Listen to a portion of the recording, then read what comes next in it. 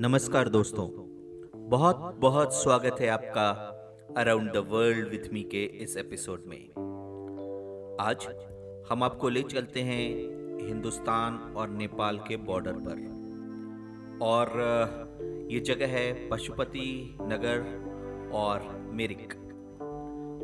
पशुपति नगर नेपाल में है और मिरिक हिंदुस्तान में। तो अगर दार्जिलिंग से न्यू जलपाईगुड़ी या सिलीगुड़ी या फिर एयरपोर्ट वापस जाने का रास्ता बनता है तो ये एन रूट है। और जैसा कि हम देख सकते हैं कि हिंदुस्तान और नेपाल के बॉर्डर पर एक लंबा इलाका है और इस इलाके को क्रॉस करते हुए हम यहाँ पहुँच सकते हैं। और फ्रेंडली रिलेशन के कारण यहाँ पर बॉर्डर पर एक जगह से दूसरी जगह आना जाना बिल्कुल ही आसान है।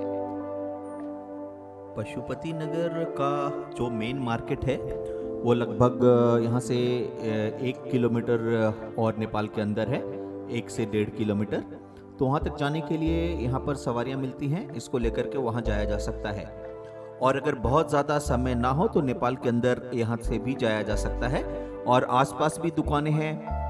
इन दुकानों में बहुत सारी चीज़ें इंपोर्ट जो की हुई होती हैं दूसरे कंट्री से वो भी मिलते हैं। चॉकलेट्स मैं रिकमेंड करूंगा कि यहाँ से आप चॉकलेट्स खरीद सकते हैं। और चाइना की बहुत सारी बनी हुई चीज़ें यहाँ पर भी अवेलेबल हो सकती हैं। तो ये एक नेपाल में जा कर के और एक दूसरी कंट्री में इतनी आसानी से कभी भी नहीं जाया जा सकता।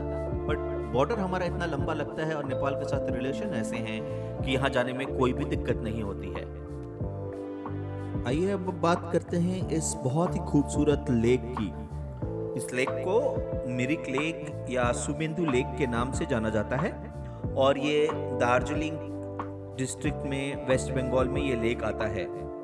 टोटल लेंथ लगभग 1.25 किलोमीटर्स है और लगभग एक 80 फुट आर्क फुट ब्रिज भी इसके अक्रॉस है जिसको इंद्राणी पुल के नाम से जानते हैं।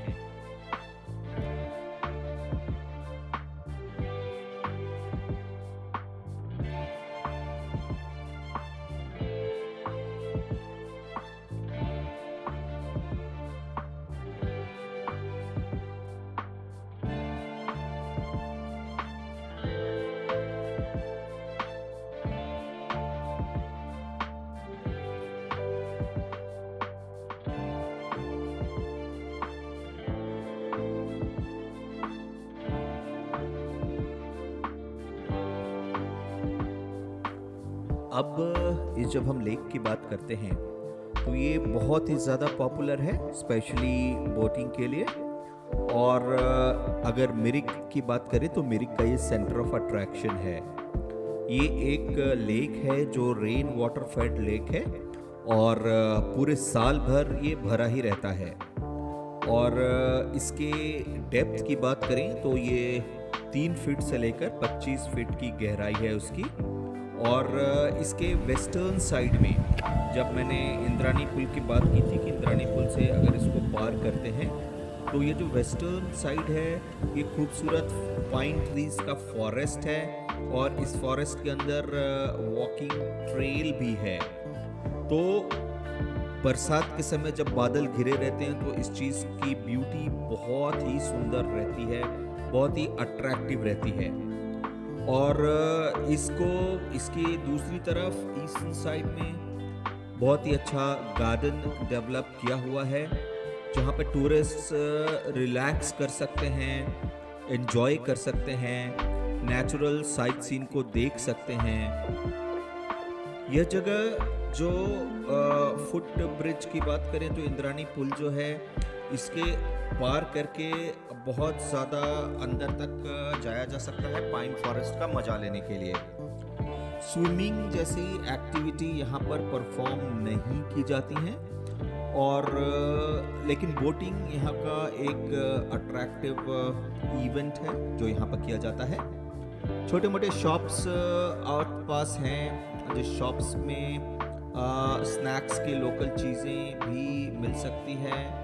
और ये लोकल चीज़ों में T, coffee, cold drinks, normal snacks, chips, biscuits, इस तरह की चीज़ें यहाँ पर बहुत ज़्यादा मिलती हैं। और अंग्रेज़ों के समय में ये इसके पास ही ये एक मार्शलैंड था और जहाँ पे प्लांट्स बहुत ज़्यादा ग्रो हुआ करते थे। तो इस मार्शलैंड और ग्रोथ वाले प्लांट वाले जगह में ब्रिटिशर्स ने इस जगह को अपने पोलो ग्राउंड के रूप में भी डेवलप किया था। आज गवर्नमेंट के एफर्ट्स के कारण ये बहुत ही सुंदर टूरिस्ट पॉइंट हो गया है और इसकी स्ट्रैटेजिक लोकेशन इतनी अच्छी है कि जो भी टूरिस्ट अगर वेस्ट बंगाल की दार्जिलिंग के ट्रिप में जाते हैं वो एन रूट वापसी में इस जगह में जा सकते हैं।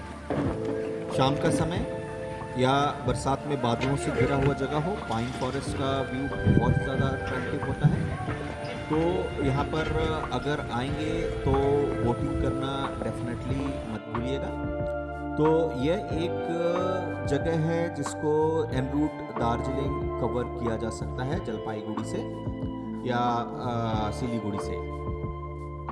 दोस्तों एंजॉय कीजिए, मिलेंगे अगले बार किसी और एपिसोड में। तब तक के लिए इजाज़त, बाय बाय, टेक केयर।